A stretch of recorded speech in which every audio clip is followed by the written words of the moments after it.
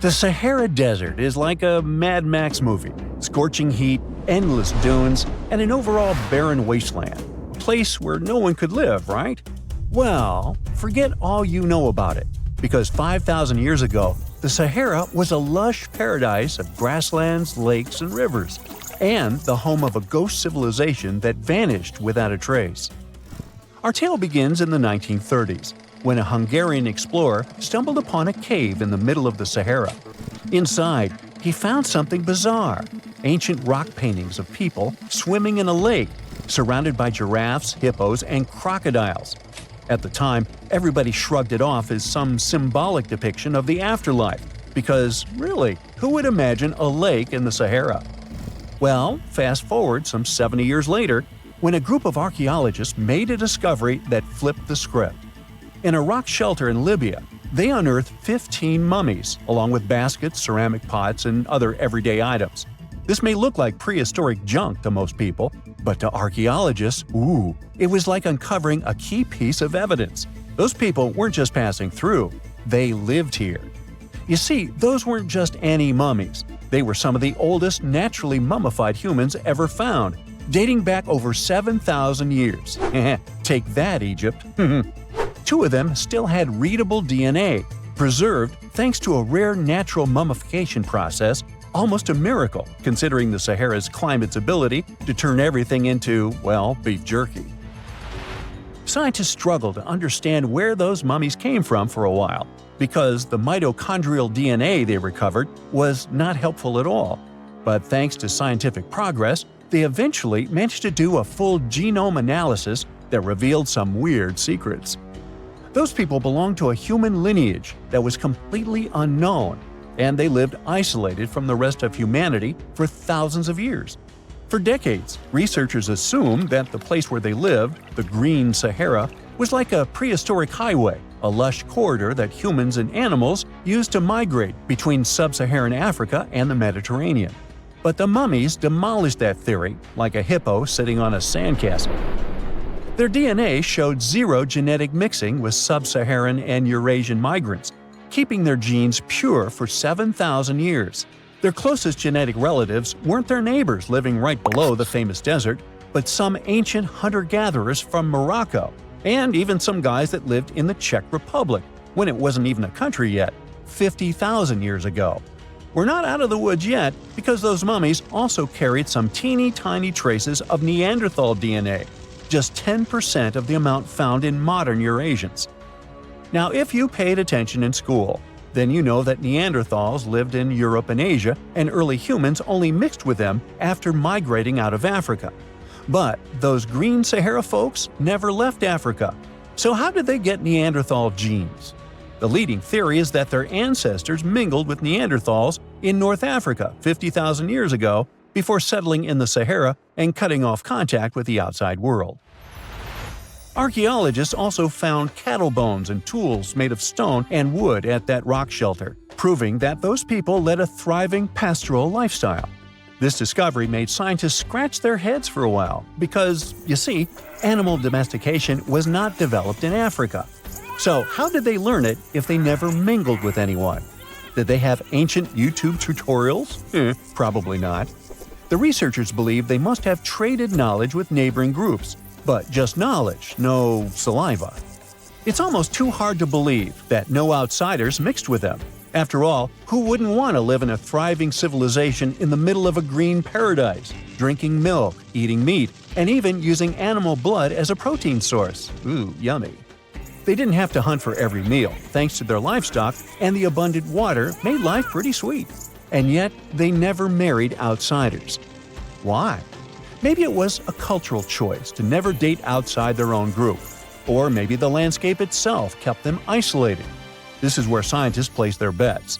They believe that the dense forests and rivers that existed in the Green Sahara acted like nature's no trespassing sign, creating a geographical barrier that isolates animals, plants, and whole societies.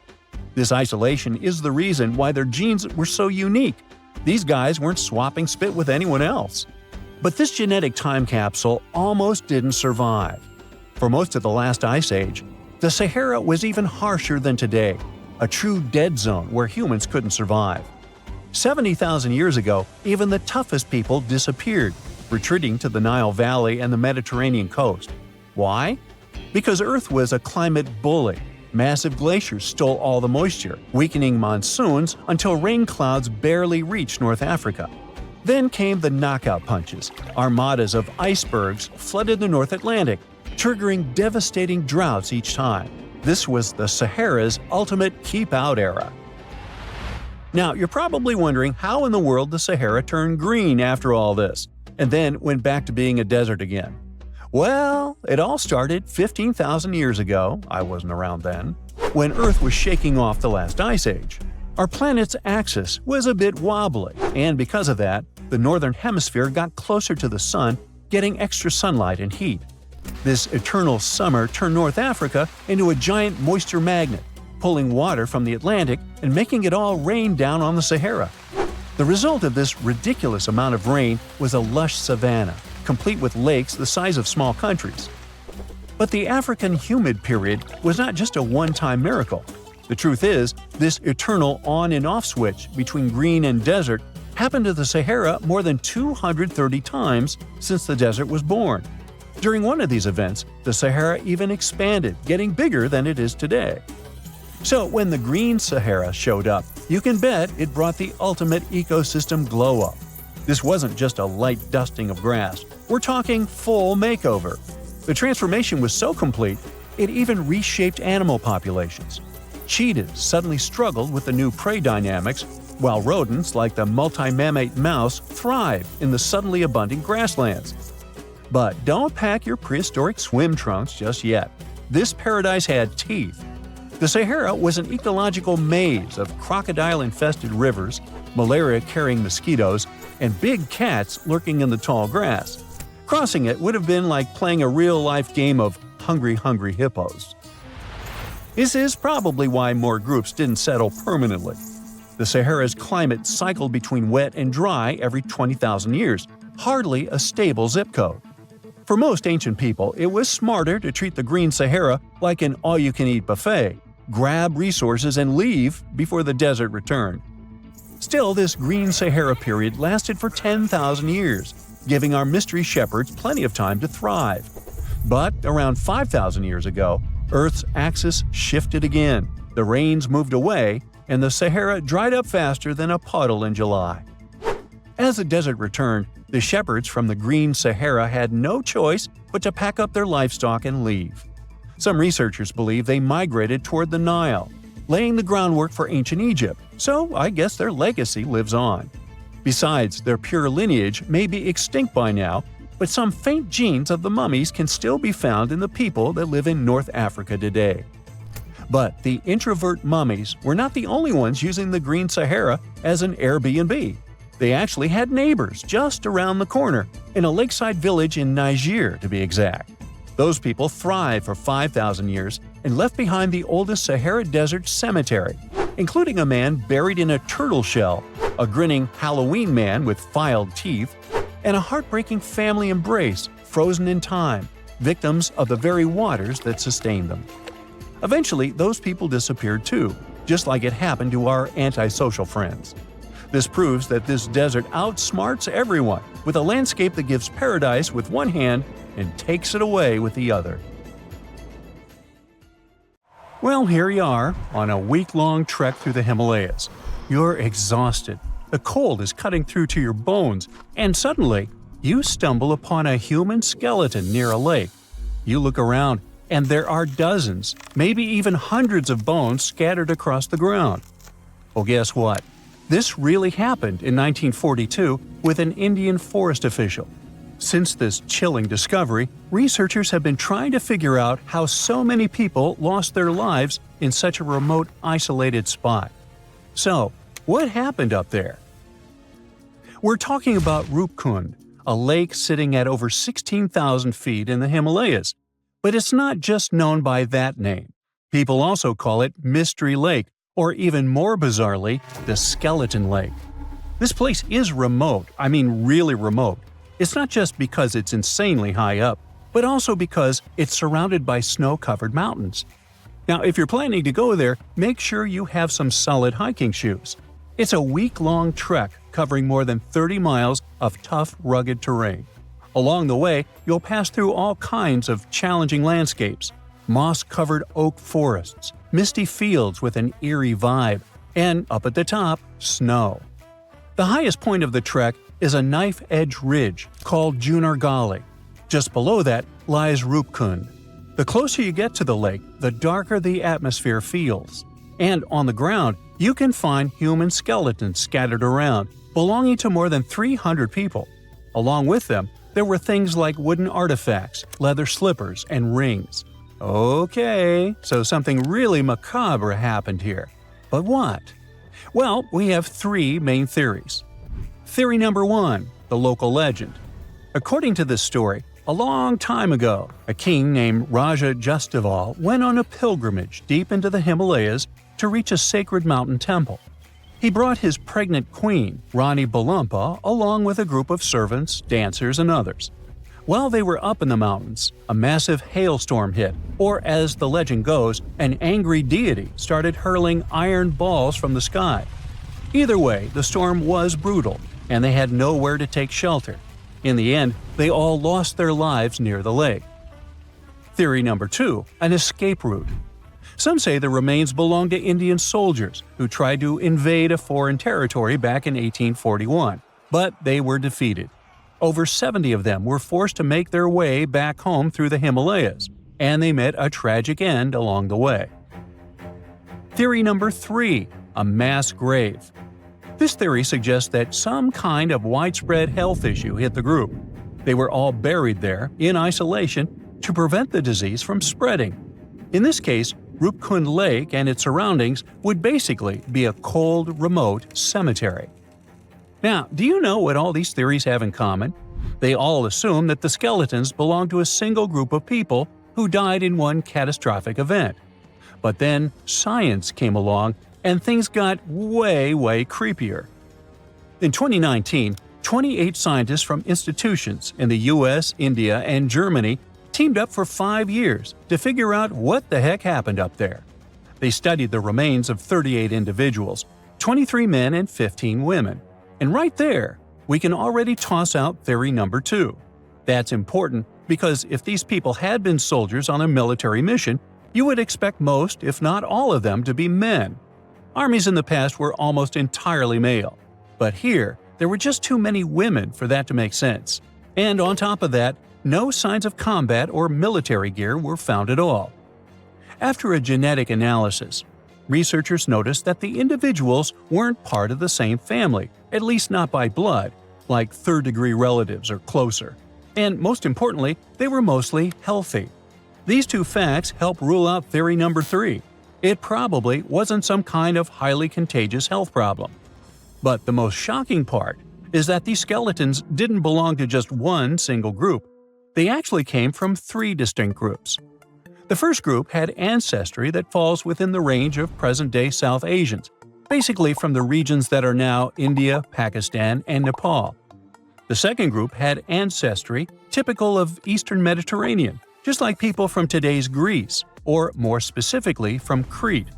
And they also identified one individual with Southeast Asian-related ancestry. The dating also shows that these remains weren't deposited at the same time. In other words, groups 1 and 2 didn't live during the same period. Their deaths were actually spread out over as much as 1,000 years. Oh great, now theory number 1 is out the window too. After all, the studies can confirm that these people passed away in at least 2 separate tragic events.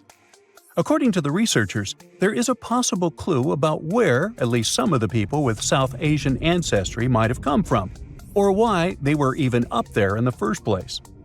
Rupkund Lake isn't part of any major trade route or anything like that, but it is along the path of a pilgrimage called the Nanda Devi Raj Jat. It still happens today, once every 12 years, where people hike through the mountains for worship and celebration. Now, the written records of this pilgrimage only show up around the late 1800s, but there are inscriptions in nearby temples that go way back, like to the 8th or 10th century. So, it's possible the tradition started much earlier. And maybe some of these people passed away during one of those early pilgrimages, due to a heavy storm or some other natural disaster. Okay, but how do we explain the group that came from Greece? Well, that's definitely more puzzling. First, because there aren't any historical records or evidence to explain who these people were or what they were doing in the far reaches of the Himalayas, so it's hard to know where to start. The study suggests that they could have been a group of unrelated men and women born in the eastern Mediterranean region around the time the Ottoman Empire controlled that area. The evidence suggests that they had a diet mostly based on land-based foods, not the seafood you would expect from people living near the coast. So they might have lived inland and somehow ended up in the Himalayas, possibly traveling for reasons that researchers can't fully explain yet. The best guess is that they were also participating in a pilgrimage, but honestly, it seems pretty unlikely that people from Europe would have traveled all the way to Rupkund just to do that. And let's assume they did. What exactly happened to them? I mean, how did they all pass away in the same exact spot? Well, the researchers can't say for sure, but people online love to speculate. You think? Some suggest that they fell from the Junagarli Ridge, or since they were at such a high altitude, maybe they passed away due to acute mountain sickness. Up there, the oxygen levels are much lower, which can lead to things like headaches, vomiting, and dizziness. The problem is, it can escalate quickly, and if it affects your lungs and brain, it can become life-threatening. So yeah, it could have happened. But it's still strange to think it happened to so many people all at once. We definitely still need a lot more answers when it comes to Rupkund. But one of the obstacles researchers face is that the site remains highly disturbed and unpreserved. Over the years, trekkers have moved around the skeletons, or worse, some have even taken them home as macabre souvenirs. But the more we mess with those remains, the harder it becomes to find an accurate answer in the future, no matter how much science advances. So, for now, the Mystery Lake will remain exactly that, a big mystery. Now, if you were to check out the Sahara from space right now, instead of a barren wasteland, you'd spot a surprising sight. Dry land sprinkled with some lakes and rivers in Morocco and Algeria, all thanks to some heavy rains in early September 2024. These aren't oases. This is just the Sahara going back to the factory settings. Believe it or not, eons ago, one of the biggest deserts on Earth was actually a lush paradise full of greenery. Let's first see how the Sahara turned into a desert. During the last ice age, Earth was much colder, and big ice sheets covered a lot of the land. At that time, the Sahara Desert was significantly bigger than it is today, and on our planet there were fewer tropical forests, and the cooler temperatures changed how rain was distributed in the tropics. Now normally, warm air rises in the tropics, which helps create rain.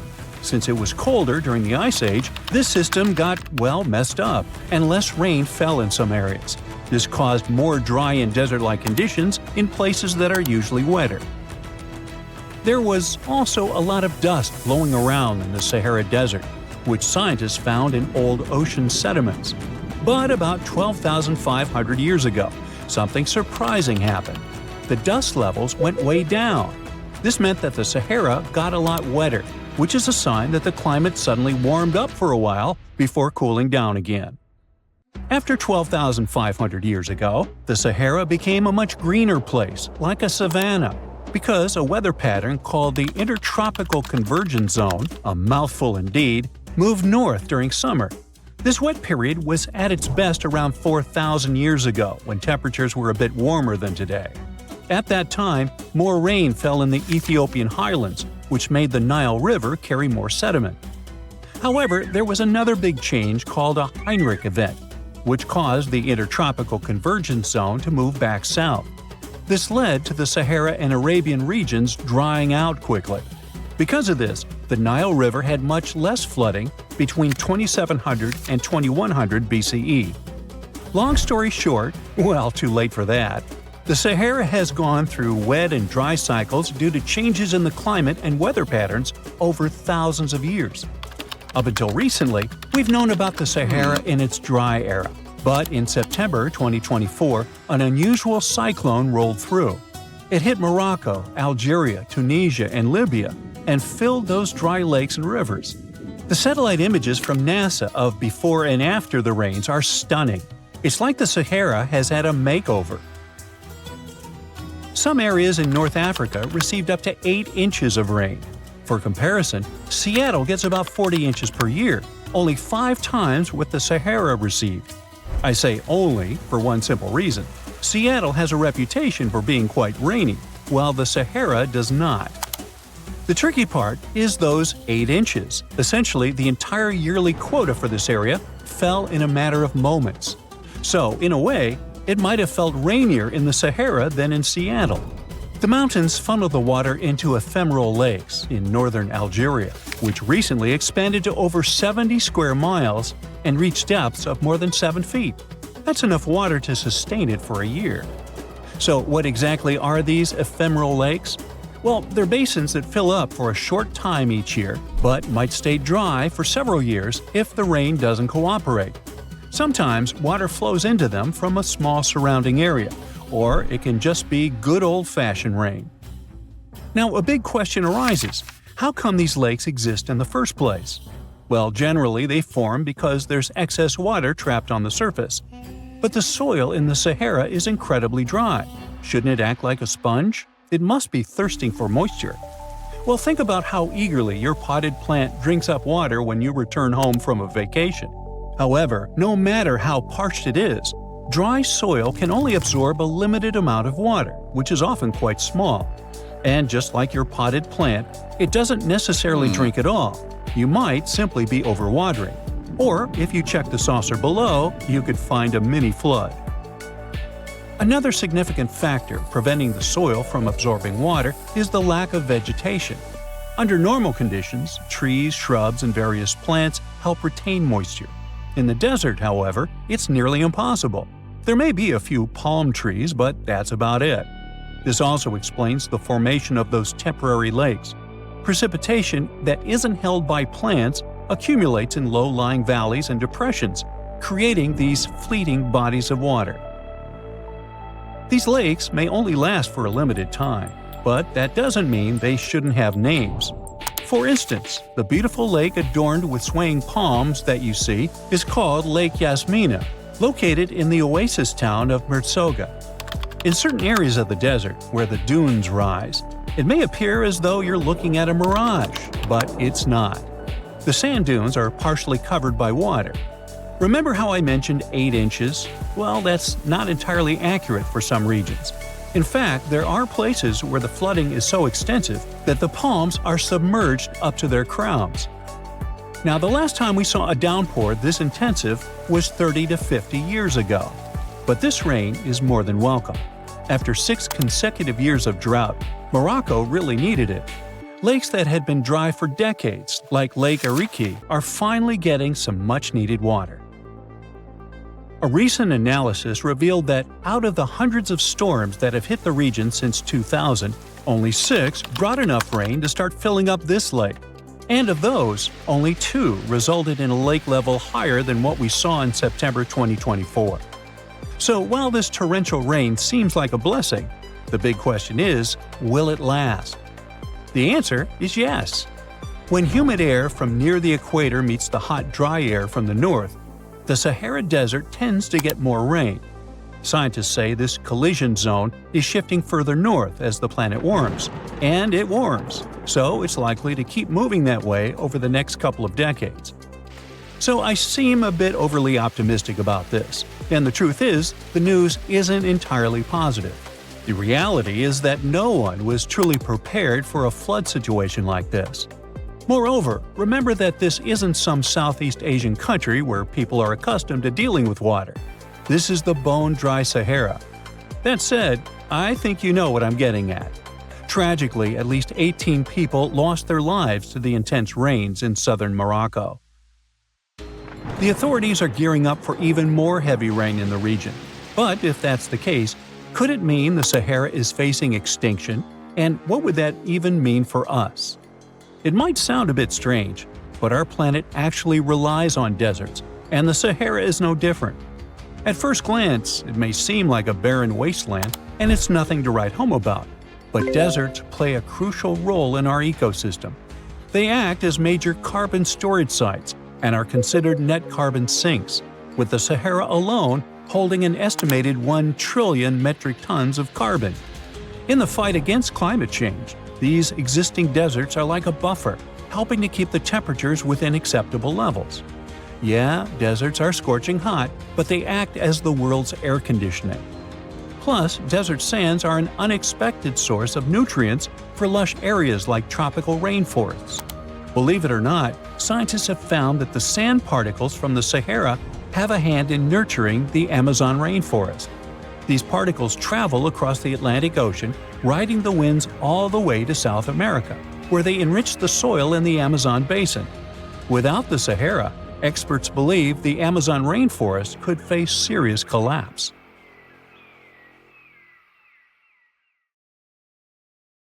There you are, trekking across a desert on foot. It's hot, you're terribly thirsty, and now you gotta walk around this stupid wall. Wait, a wall in the middle of a sandy, lifeless nowhere? Exactly, a wall in the northern Saudi desert.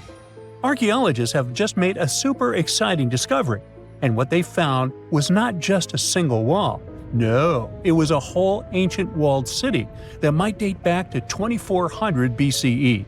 They think this place was home to around 500 people and could have been used for 1,000 years. This discovery is groundbreaking. It means that the area could have been way more advanced than anyone expected. This city was well organized, with different zones for living, towers and strong walls for protection, and different sections for all kinds of daily life. This ancient city, now called Al-Natta, was basically an oasis town. And it's great since it can give us a peek into what life might have been like in this desert thousands of years ago. Apparently, they had clearly separated areas, like residential sections, a cemetery, farmland, and even a town center. This oasis city, found in the Khaybar area, is the first big organized settlement from the 2nd or 3rd millennium BCE that researchers have uncovered in northwestern Arabia. The first surveys show that this town, which covered about 6 acres, had several districts, including the residential area, the cemetery, and the legal one, with courts. The houses were set up in neat rows, all connected by small roads. Those streets kept the residential area separate from the rest of the town. Back then, most people in this region were nomadic herders, always moving around. But archaeologists have been sure that during the Bronze Age, Northwest Arabia had small walled towns and oasis centers scattered across it. These connected oasis towns were unique, offering secure places for people to live, store goods, and trade. They started showing the beginnings of urban planning, which hints that people of that time were already starting to settle down and organize communities more seriously. The research team estimated that there were about 50 homes in Al-Natta, but that number could go up to 70 as they keep digging. They think that a few hundred people lived there, and probably one of the coolest things is that some houses went up to 3 stories tall. Built on a slope near a couple of major trade routes, this city was set up in a prime spot. Now, one of the most impressive things about this place is its water supply. The oasis had springs and aquifers, which are underground water sources, and such conditions were perfect for farming. Those water sources meant residents could grow their own food, making the town self-sufficient. The outer walls probably helped control who could enter the town and get access to its resources. This settled way of life was an impressive shift from nomadic living to a more agro-pastoral lifestyle, which means a mix of farming and herding animals. Another find that supports this theory is a bunch of tools, like grinding stones, mortars, and pestles, discovered inside the town. People there must have ground grains and prepared food. They had a diet of cereals, meat, and milk from animals they raised themselves. These astonishing findings show that the inhabitants of the town could easily feed themselves and were surprisingly advanced for that time. Thanks to better access to Saudi Arabia in the past couple of decades, archaeologists now have a much clearer picture of what life there was like thousands of years ago. The most exciting thing is that Al-Natta might have been part of a whole network of similar fortified oasis towns spread across the region. And all of these connected sites could show us how trade routes and small settlements worked together at that time in that arid area. Now, at the same time, this recent discovery isn't the only one that has the scientific world buzzing with excitement. How about we visit Egypt and see for ourselves? After all, archaeologists have just found a stash of ancient Egyptian and Greek treasure underwater. They were exploring the lost city of Thonis Heraklion off the coast of Egypt, which sank more than 1,000 years ago. This city was legendary, and nobody even knew where it was until it was rediscovered in 2000. Now they're uncovering more and more, and on this dive, they found a pile of gold and silver treasures. Those were probably used in rituals to bless Egyptian pharaohs when they took the throne. The researchers even found an ancient Greek temple dedicated to Aphrodite and some super-old Greek weapons. Frank Gaudio, the lead archaeologist, said it was astonishing that those delicate objects had survived the disaster that brought the city down. Back in its prime, Thonis Heraklion was one of the biggest port cities in the Mediterranean. It was a huge center of social life and was the main entry point for ships from Greece coming into Egypt. But tragically, due to rising waters, earthquakes, and a catastrophic tidal wave, the soil underneath the city literally turned into mush, and then the entire city sank into the Mediterranean. It was forgotten until Gaudio's team found it in 2000. Since then, they've been uncovering new parts of the city and piecing together its history little by little. If a lost underwater city doesn't seem impressive enough, we can travel to the Amazon. The discovery made there is truly mind-boggling. For centuries, people have talked about lost cities deep in the Amazon, like El Dorado, that mythical city of gold that lured Spanish explorers into the jungle. A lot of them never came back. Then, in the 1900s, a British explorer named Percy Fawcett went searching for what he called the lost city of Z, and he too disappeared. But now, finally, scientists have actually found proof that those lost cities in the Amazon were real all along. A team of scientists use a tech called LiDAR, which basically allows you to see through thick jungle from above by bouncing light beams off the ground. They flew over the jungle in Bolivia in a helicopter about 650 feet up and mapped out those hidden ancient cities. What they found were ruins of a huge urban settlement built by the Kasarabi people who lived there from 500 to 1400 CE. And it wasn't just a couple of buildings here and there. No, the LiDAR maps revealed massive urban centers, pyramids, platforms, roads, canals, and causeways, all carefully laid out. Turns out the Amazon wasn't just an untouched jungle. It was once home to big, complex cities. A scientist from the German Archaeological Institute explained that Europeans had long ignored the possibility of ancient Amazonian cities, but the LiDAR maps showed they were wrong. The new maps have revealed 26 sites, including 11 that no one even knew existed. Researchers have discovered two main city sites, Landivar and Kotoka. They had massive moat causeways stretching out like spokes on a wheel, linking the main cities with smaller surrounding settlements. Some of the canals even connected the cities to rivers and a big lake, which allowed water to flow through the area. Over the years, scientists found scattered ruins all over this region, but the thick jungle made it nearly impossible to connect the dots and see if or how they were related. With LiDAR, the whole layout came to life, showing that those sites were part of a much larger organized urban system. It's now also clear that the sites had a greater meaning, since everything is lined up in a way that could be symbolic of the spiritual beliefs of the inhabitants. The Kasarabi culture isn't as famous as the Maya, but they had a thriving society in an area that faced huge challenges, like yearly flooding. And although the nearby Andes had their own monumental sites, the Kasarabi were doing something absolutely unique. They even had reservoirs to store water, which suggests they might have been dealing with occasional droughts, which is pretty unusual for the Amazon. Actually, those terrible droughts could be why the Kasarabi eventually left their cities around 1400 CE. Humans invest a lot of time and money exploring the unknown. First outer space, then the ocean floor. But there's another frontier we're trying to conquer. Scientists call it the deep frontier. I'm talking about how far down to the Earth's core we've made it so far. During the 60s, humans tried digging the deepest man-made hole on Earth. This took us deep into the Arctic Circle. What later became known as the super deep borehole is also the deepest artificial point on Earth, reaching the depth of 40,230 feet. It took 20 years to drill this far into the Earth's crust, and researchers say this is only about 1/3 of the way through to the mantle. Here's a quick anatomy of our planet. If the Earth is like an onion, the crust is like the thick skin of this onion. This part is only 25 miles thick. Beyond this is the 1,800-mile deep mantle, and after that, right at the center of the Earth is the core, which is made up of 2 layers, inner and outer. Now, can you guess where on the planet the crust is at its thinnest? On the ocean floor. When American scientists understood that, they started drilling holes on the seabed. This gave way to Project Mohole. It began in 1961, but their technology to drill deep holes on the ocean was really bad. They had to improvise. They installed a system of propellers along the sides of their drill ship to keep it steady over the hole. The main challenge was to drill as vertically as possible. Otherwise, that deep hole would look more like a deep maze.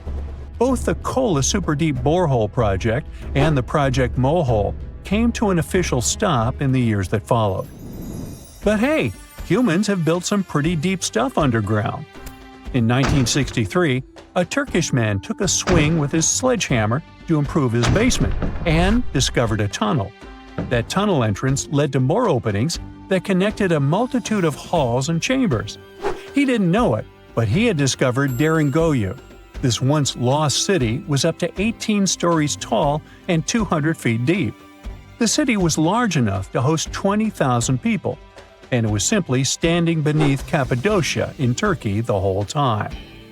Cappadocia hosts hundreds of subterranean dwellings. 40 of these underground cities are at least 2 stories high, but none of them are as huge as Deringoyu. There's not a lot of historical accounts of how Deringoyu was born.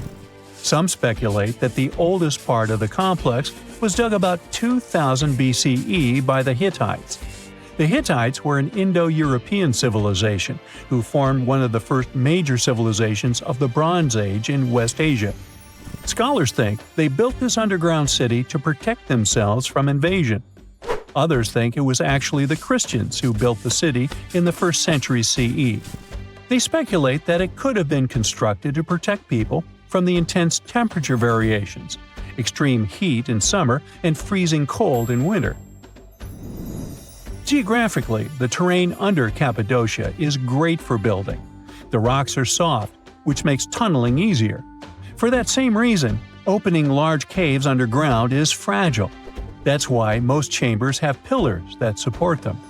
On the bright side, and we are, none of the floors at Deringoyu have ever collapsed. The builders of Deringoyu thought of everything. The city was shut off from the world by huge rocks that hid its entrance. It was ventilated by a total of more than 15,000 shafts, around 10 centimeters wide. This way, they guaranteed enough breathing air in the upper levels in a way that they ended up being used as the living and sleeping quarters. The lower levels of this impressive maze were mainly used for storage. But honestly, they had it all. A room for a wine press, for domestic animals, small religious buildings. They certainly didn't spare any efforts to make that underground city as complete as an above-ground one.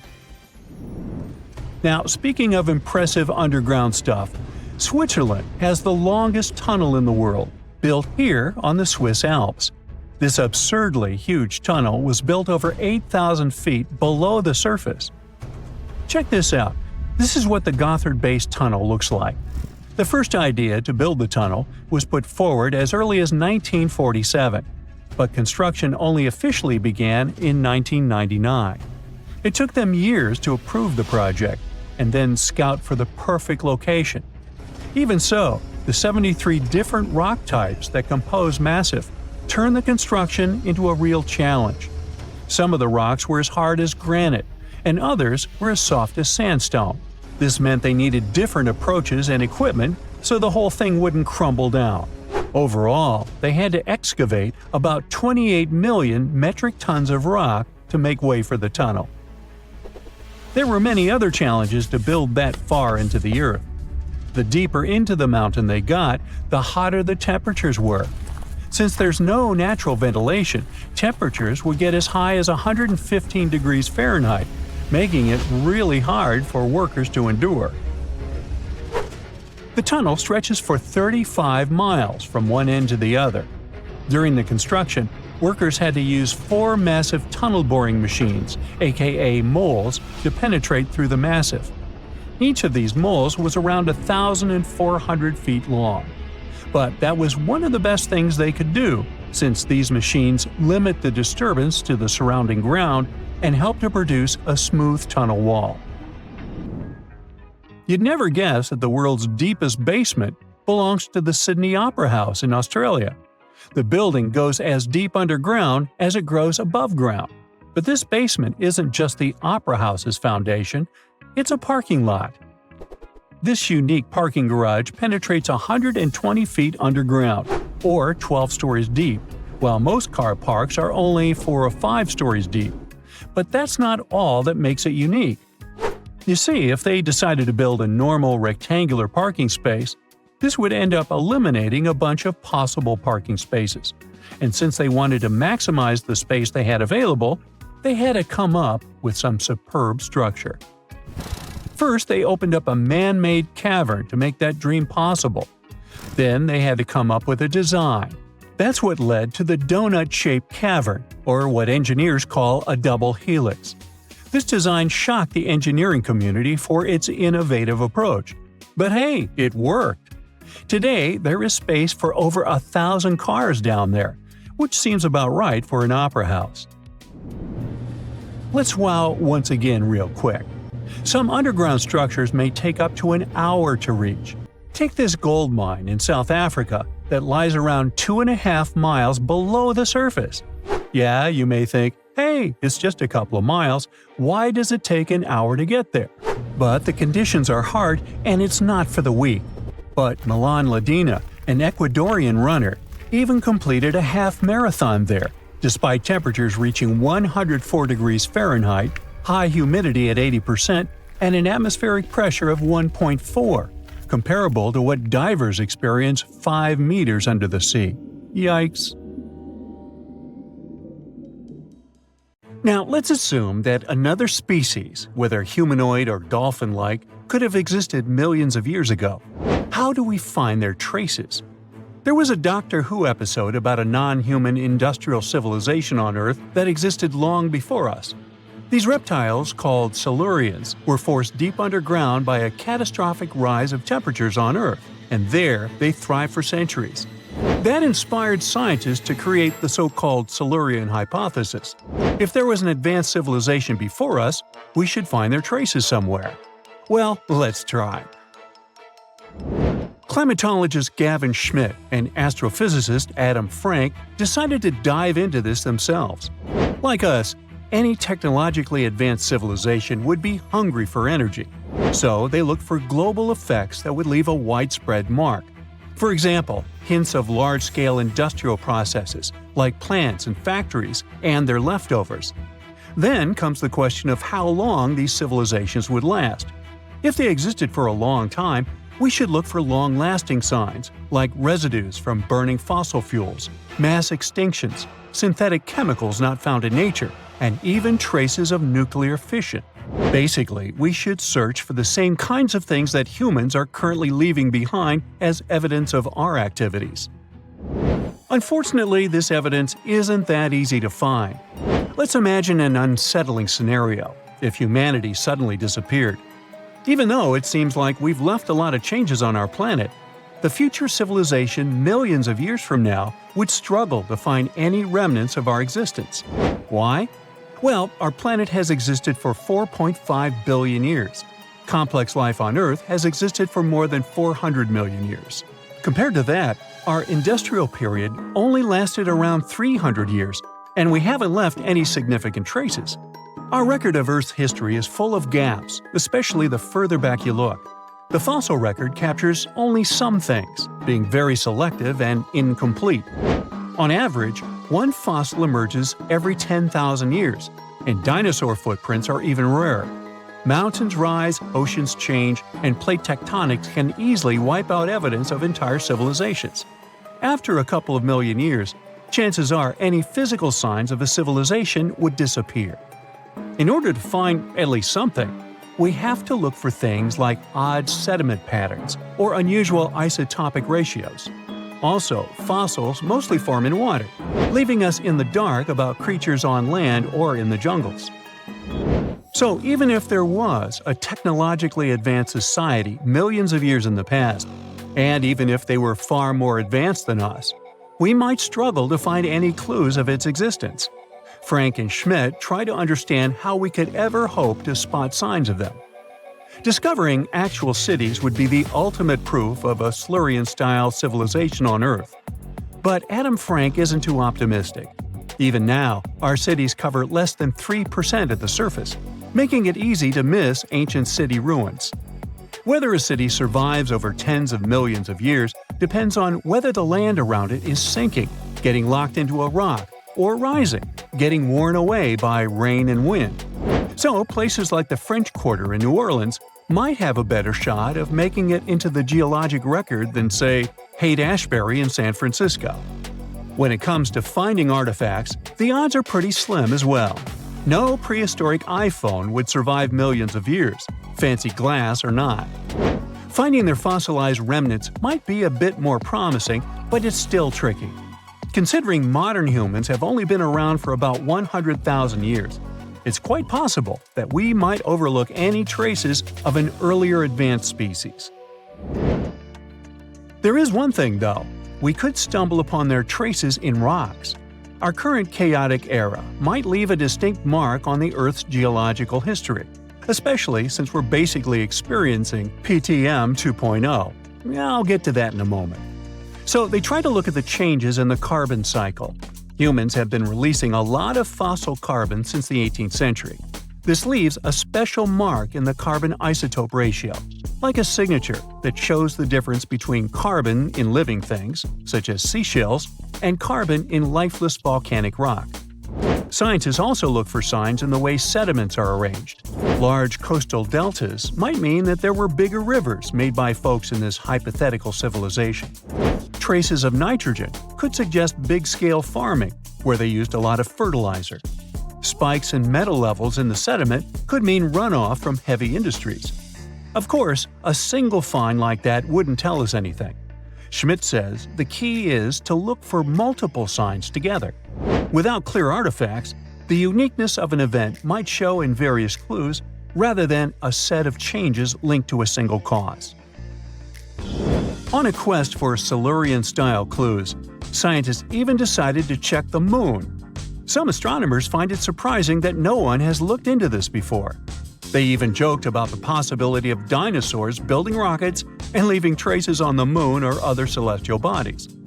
These astronomers think that Earth-like planets tend to erase signs of civilizations on their surfaces. So they're exploring the wild notion that these beings might have been space travelers. In that case, remnants of their technology, known as technosignatures, could be lurking not only on our Moon, but also on asteroids, or even buried on Mars. There they might endure for millions or even billions of years. Unfortunately, so far, despite digging into the past 380 million years and examining all suspicious events, the researchers haven't found a clear match for a technological civilization. They don't give up, though. Frank calls for more investigation. For example, we could study how modern industrial chemicals stick around in ocean sediments. This, he believes, could help us identify similar chemical traces in the Earth's history. If there are no traces, why do we even bother to find something like that? This research is based on Schmidt and Frank's recent papers. They were delving into the Anthropocene. It's the proposed epoch, dominated by human activities on Earth. It's full of these things called hyperthermals. They're prehistoric events when temperatures on Earth sharply increased over a relatively short time. They're like extreme heat waves from the past. A great example of this is the Paleocene-Eocene thermal maximum, or PETM for short. It happened around 55.5 million years ago and saw a rapid rise in global temperatures. Over 200,000 years, the average temperature on Earth jumped from about 9 to 14 degrees Fahrenheit. We study these hyperthermals to understand how they occurred, from natural causes or human activities. So, these hyperthermals sparked the genesis of Frank and Schmidt's research. To study them, scientists started examining chemical signals and tracers left in rocks. When doing that, Schmidt and Frank uncovered some eerie parallels between all the climate issues we have today and past periods of rapid temperature shifts. There's a close similarity between the PETM and other hyperthermal events. So all this work isn't just about solving a historical mystery. Understanding our impact on the environment can guide us to finding better ways to live in harmony with the planet and avoid becoming a forgotten species in the future. Our Milky Way is filled with lots of planets that could be just right for life, but we don't know if there are other civilizations out there. Earth is the only place we know of with living beings.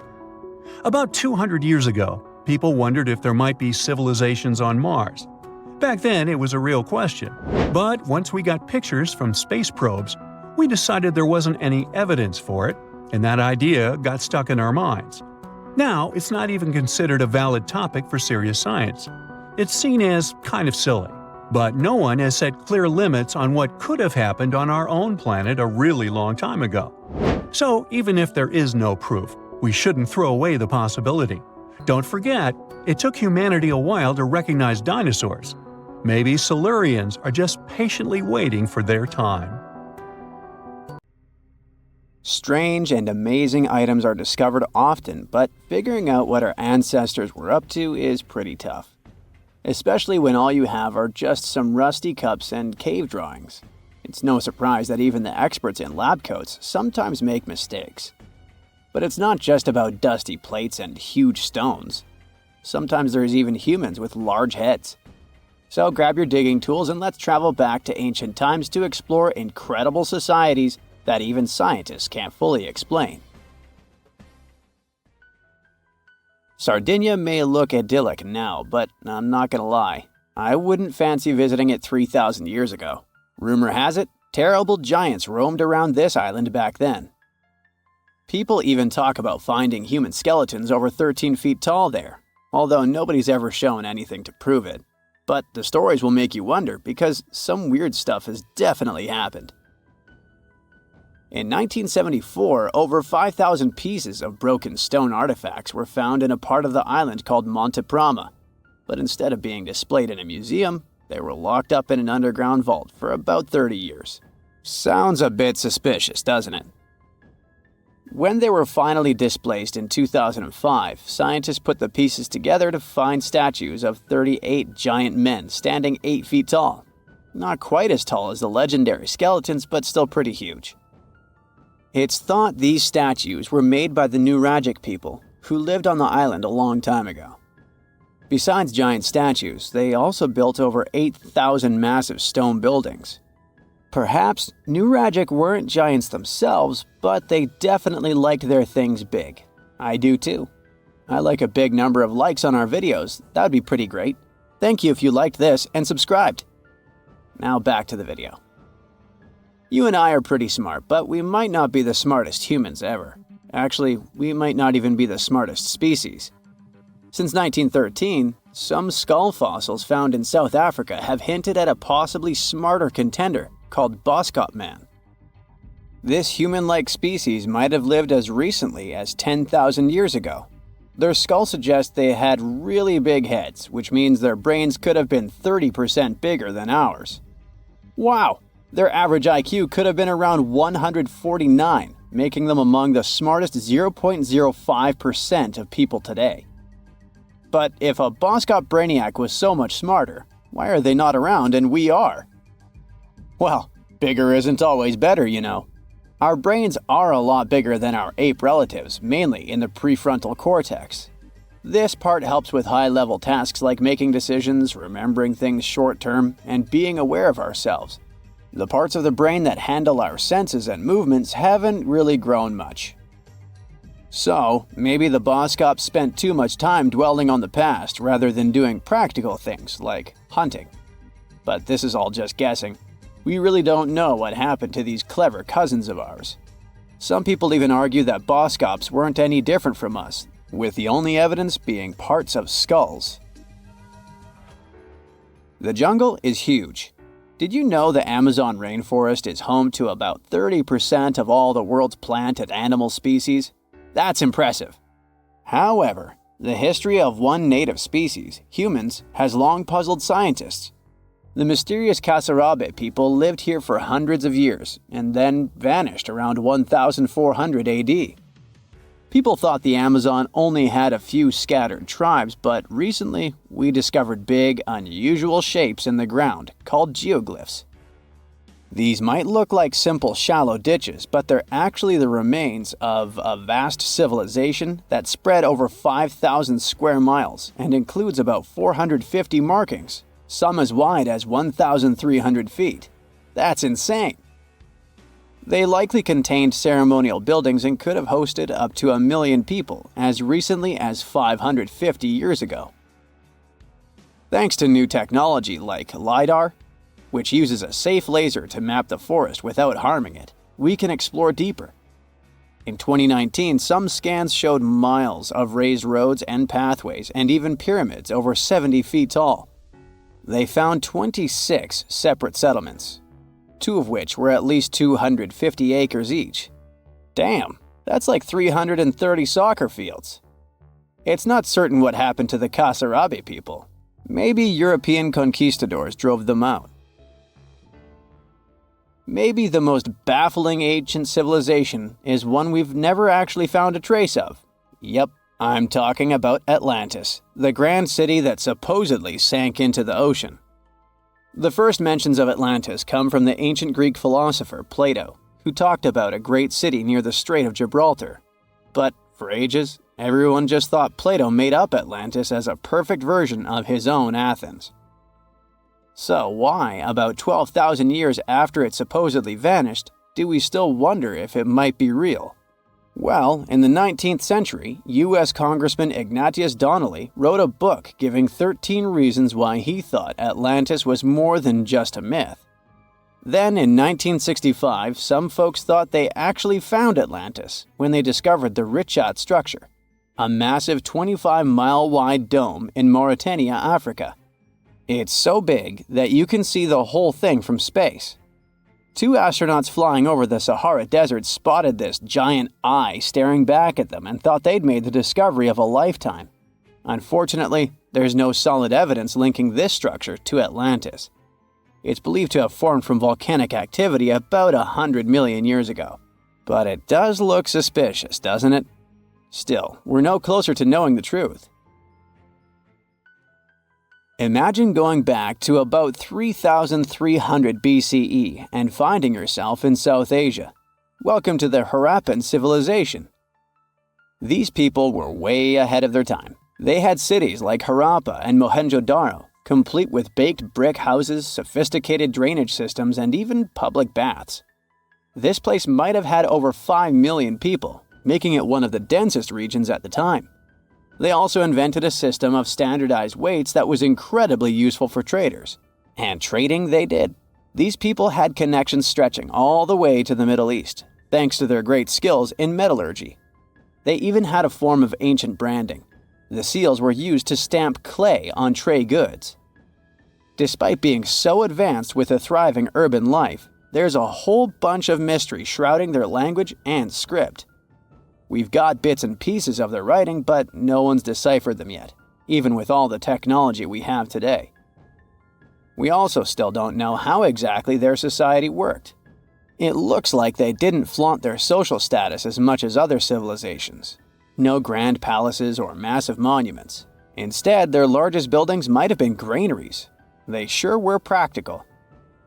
Unfortunately, all good things must come to an end. Around 1800 BCE, this bustling civilization started to decline, possibly due to shifts in river patterns. As the environment changed, the Harappans packed up, moving towards more hospitable lands.